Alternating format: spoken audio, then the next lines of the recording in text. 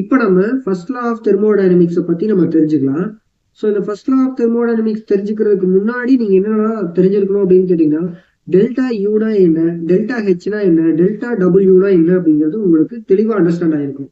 So இந்த வீடியோவுக்கு முன்னாடி பார்த்தீங்கன்னா இன்டர்னல் எனர்ஜினா என்ன, ஹீட்னா என்ன, ஒர்க்னா என்ன, இது எப்படி ரிலேட் ஆகுது அப்படிங்கிறத பற்றி நான் சொல்லியிருக்கேன்.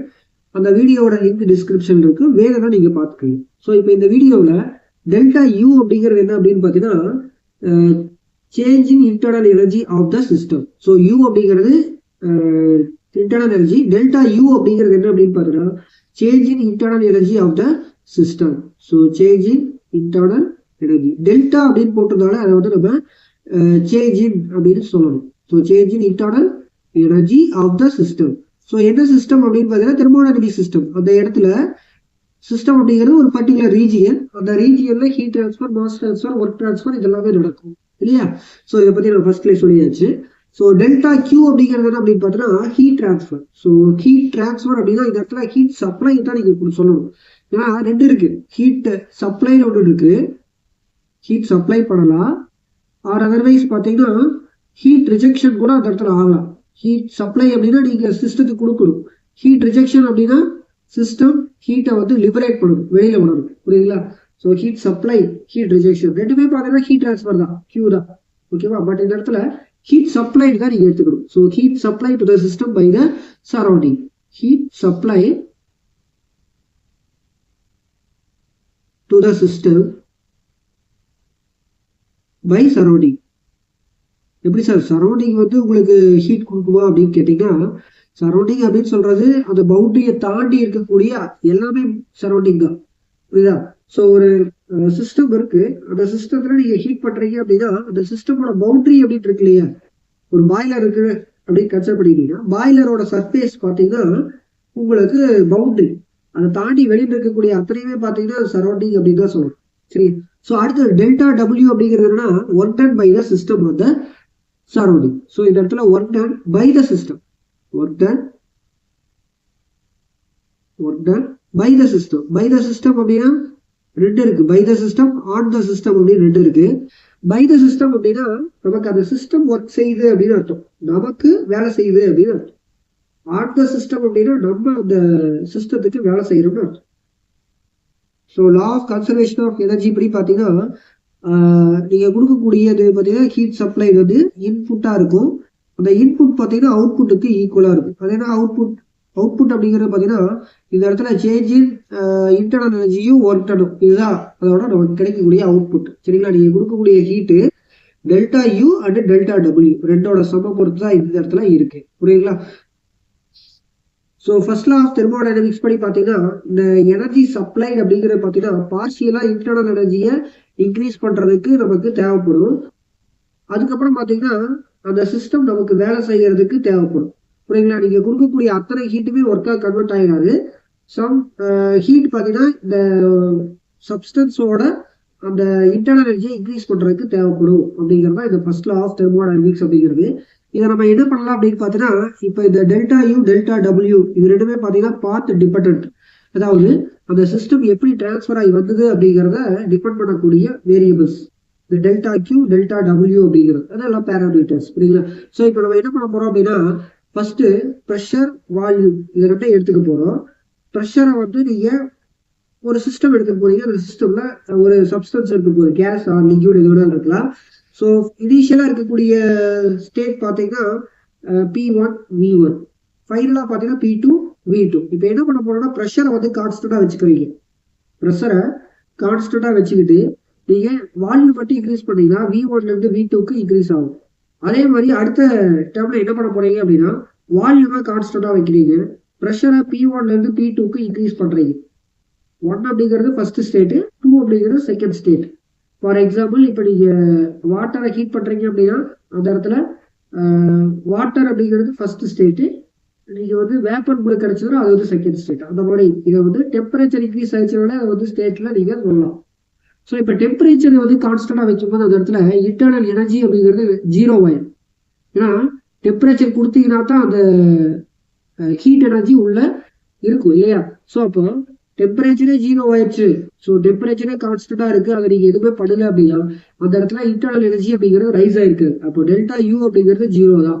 ஸோ அப்போ பாத்தீங்கன்னா நீங்க கொடுக்கக்கூடிய அந்த ஹீட் சப்ளை அப்படிங்கிறது ஒர்டனுக்கு ஈக்குவலா இருக்கும். ஸோ நீங்க கொடுக்கக்கூடிய மொத்த ஹீட்டுமே ஒர்க்கா கன்வெர்ட் ஆயிடும். எப்ப அப்படின்னு பாத்தீங்கன்னா இந்த டெம்பரேச்சர் அப்படிங்கிற பேராமீட்டரை நீங்க கான்ஸ்டன்டா வச்சுக்கிட்டீங்க. ஸோ இதுல இருந்து நீங்க என்ன அண்டர்ஸ்டாண்ட் பண்ணலாம் அப்படின்னா டெல்டா யூ அதாவது இன்டர்னல் எனர்ஜி அப்படிங்கிறது பாத்தீங்கன்னா depends on only the initial and final state அப்படின்னு நீங்க சொல்லலாம். ஸோ இப்போ டெல்டா யூக்கான ஃபார்முலா என்ன அப்படின்னு பாத்தீங்கன்னா M into CV into T2 minus T1. So இதுல டெம்பரேச்சர் கான்ஸ்டன்டா வச்சா தான் டெல்டா யூ வந்து 0 ஆகுது. ஸோ வந்து இனிஷியல் அண்ட் ஃபைனல் ஸ்டேட்டை பொறுத்து இந்த டெல்டா யூ அப்படிங்கிறது இருக்கு அப்படின்னு சொல்லலாம். அதே மாதிரி ப்ரெஷரை கான்ஸ்டன்டா வச்சுக்கிட்டு வால்யூமை இன்க்ரீஸ் பண்ணாலும் சரி, வால்யூமை கான்ஸ்டன்டா வச்சுக்கிட்டு ப்ரெஷரை இன்க்ரீஸ் பண்ணாலும் சரி, உங்களுக்கு அந்த இடத்துல ஒர்க்கும் இருக்கு, அதே மாதிரி ஹீட்டும் அந்த இடத்துல நடக்கும். ஹீட் டிரான்ஸ்ஃபரும் நடக்கும், ஒர்க் டிரான்ஸ்ஃபரும் நடக்கும். அதனால பாத்தீங்கன்னா இது வந்து 0 ஆகாது. ஸோ இது வந்து பார்த்த டிபெண்ட் பண்ணி இருக்கக்கூடிய இந்த வேரியபிள்ஸ். அதே மாதிரி டெல்டா யூ அப்படிங்கிறது பாயிண்ட் ஃபங்க்ஷன், அதாவது பார்த்த டிபெண்ட் பண்ணி இருக்காது, ஸ்டேட்ஸை மட்டும்தான் அது வந்து டிபெண்ட் பண்ணி இருக்கும். புரியுதுங்களா? டெல்டா யூ அப்படிங்கிறது பாயிண்ட் ஃபங்க்ஷனா இருக்கு. கியூ டபிள்யூ அதாவது டெல்டா கியூ டெல்டா டபிள்யூ அப்படிங்கிறது பாத் ஃபங்க்ஷனா இருக்கும். இப்போ ஒரு சிலிண்டர் பிஸ்டன் அரேஞ்ச்மெண்ட் இருக்குன்னு எடுத்துக்கலாம். அதுக்குள்ள ஒரு கேஸை நம்ம ஃபில் பண்ணி வச்சுக்கணும். அந்த இடத்துல ப்ரெஷர் அப்படிங்கிறது பார்த்தீங்கன்னா ஃபோர்ஸ் பை ஏரியா அப்படின்னு நம்ம சொல்லலாம். அதாவது ஸோ ஒரு மீட்டர் ஸ்கொயர் ஏரியால எவ்வளவு ஃபோர்ஸ் இருக்கு அப்படிங்கிறது தான் ப்ரெஷர். ஸோ இப்போ ஒர்க் டன் அந்த இடத்துல வேணும் அப்படின்னா delta W is equal to P into delta V அப்படின்னு சொல்லலாம். இப்போ நம்ம இதுக்கு முன்னாடி பார்த்தோம் இல்லையா, ப்ரெஷரை கான்ஸ்டன்டா வச்சுக்கிட்டு வால்யூமை சேஞ்ச் பண்றோம். இப்போ அந்த இடத்துல ப்ரெஷர் எப்படி சார் கான்ஸ்டன்டா வைக்கிறீங்க அப்படின்னு கேட்டீங்கன்னா ஆக்சுவலா பார்த்தீங்கன்னா அட்மாஸ்பியரிக் ப்ரெஷர் அப்படின்னு சொன்னோம்னா அந்த இடத்துல ப்ரெஷர் கான்ஸ்டன்ட் ஆயிடும். ஸோ மற்றபடி வேற ஏதாவது ப்ரெஷர் ரெண்டு ஸ்டேட் இருக்கு, ஸ்டேட் 1 ஸ்டேட் 2 இந்த மாதிரி 2 ஸ்டேட் இருக்கு அப்படின்னா அதுல பிவிடி இருக்கும் வாய்ப்பு இருக்கு. ஸோ ப்ரெஷர் 1 வால்யூம் 1 டெம்பரேச்சர் 1, அதே மாதிரி ப்ரெஷர் 2 வால்யூம் 2 டெம்பரேச்சர் 2 இந்த மாதிரி இருக்க வாய்ப்பு இருக்கு. அப்படி இருந்துச்சுன்னா இந்த ஈக்குவேஷன் எப்படி மாறுன்னு கேட்டீங்கன்னா இந்த இடத்துல P into V2 minus V1. இப்போ ப்ரெஷரை கான்ஸ்டன்டா வைக்கல அப்படின்னா P2 V2 minus P1 V1 அப்படின்னு சொல்லிட்டு நீங்க அந்த ஃபார்முலாவை எடுத்துக்கணும். இதெல்லாம் வந்து ஒர்க் டனுக்கான ஃபார்முலா. ஸோ இப்போ நீங்க ஃபர்ஸ்ட் லா ஆஃப் தெர்மோடைனமிக்ஸ் படி பார்த்தீங்கன்னா delta Q is equal to W plus delta U. இதுல டபிள்யூக்கு பதிலாக இந்த பி டெல்டா வி அப்படிங்கிறத எடுத்துக்கலாம். ஸோ ப்ரெஷரை கான்ஸ்டன்டா வச்சுக்கிட்டு வால்யூமை சேஞ்ச் பண்றேன், அவ்வளவுதான் இந்த இடத்துல. ஸோ டெல்டா யூ வந்து அப்படி இருக்கு. ஸோ இப்போ இந்த இடத்துல ஒரு எக்ஸாம்பிள் பார்த்தலாம். ஒரு கிராம் ஆஃப் வாட்டரை வந்து நீங்க எடுத்துக்கிறீங்க. ஸோ இப்போ நீங்க வாட்டரை ஹீட் பண்ணும்போது என்ன ஆகும், அந்த வாட்டர் இருக்கக்கூடிய அத்தனை மாலிகூல்ஸுமே ஈக்லிபிரியமா வர்ற வரைக்கும், அதாவது ஒரு 100 டிகிரி செல்சியஸை ரீச் பண்ற வரைக்கும் உங்களுக்கு நீங்க கொடுக்கக்கூடிய ஹீட் வந்து லேட்டன்ட் ஹீட்டா தான் இருக்கும். ஸோ அந்த ஹீட் பார்த்தீங்கன்னா 2256 ஜூல்ஸ் பை கிராம். ஒரு கிராமுக்கு 2256 ஜூல்ஸ் வந்து இருக்கு. ஸோ 1 கிராம் ஆஃப் வாட்டர் பார்த்தீங்கன்னா அந்த ஹீட் ட்ரான்ஸ்ஃபர் வந்து 2256 ஜூல் அப்படின்னு எடுத்துக்கலாம். இப்போ ப்ரெஷர் ஏடிஎம் ப்ரெஷர்ல 1 கிராம் ஆஃப் வாட்டர் பார்த்தீங்கன்னா எவ்வளவு வால்யூம் ஆக்குபை பண்ணும், 1 சென்டிமீட்டர் கியூபா ஆக்குபை பண்ணுது. அதே மாதிரி லிக்விட் ஃபேஸா இருக்கும்போது 1671 சென்டிமீட்டர் கியூபா ஆக்குபை பண்ணும். இந்த இடத்துல சென்டிமீட்டர் கியூபை வந்து மீட்டரா வந்து கன்வெர்ட் பண்ணணும் அப்படின்னா ஒரு சென்டிமீட்டர் அப்படிங்கிறது எத்தனை மீட்டர், 10⁻⁻² மீட்டர். அதே மாதிரி இந்த இடத்துல கியூப் இருக்கு இல்லையா, அப்ப நீங்க என்ன பண்றீங்க அப்படின்னா 10⁻⁻6 அப்படின்னு நீங்க எடுத்துக்கிறீங்க. ஸோ இப்போ வாட்டரோட வாட்டரை நீங்க லிக்விட்ல இருந்து வேப்பரை மாற்றும் போது எவ்வளவு ஒர்க் டன் அப்படின்னு பார்த்தீங்கன்னா P into VG minus VL. அது என்ன ஜி அப்படிங்கிறது கேசியஸ் ஸ்டேஜ், எல் அப்படிங்கிறது லிக்விட் ஸ்டேஜ். ஸோ ப்ரெஷரோட வேல்யூ பார்த்தீங்கன்னா அட்மாஸ்பியரிக் ப்ரெஷரோட வேல்யூவை இங்கே சப்ஸ்டிட் பண்ணிக்கிறேன்.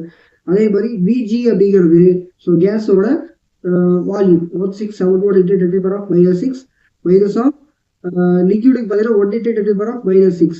ஸோ இது சால்வ் பண்ணீங்க அப்படின்னா 169.2 ஜூல்ஸ் வந்து ஹீட்டிங் ப்ராசஸ்ல உங்களுக்கு இந்த ஒர்க் டன் வந்து கிடைச்சிருக்கு.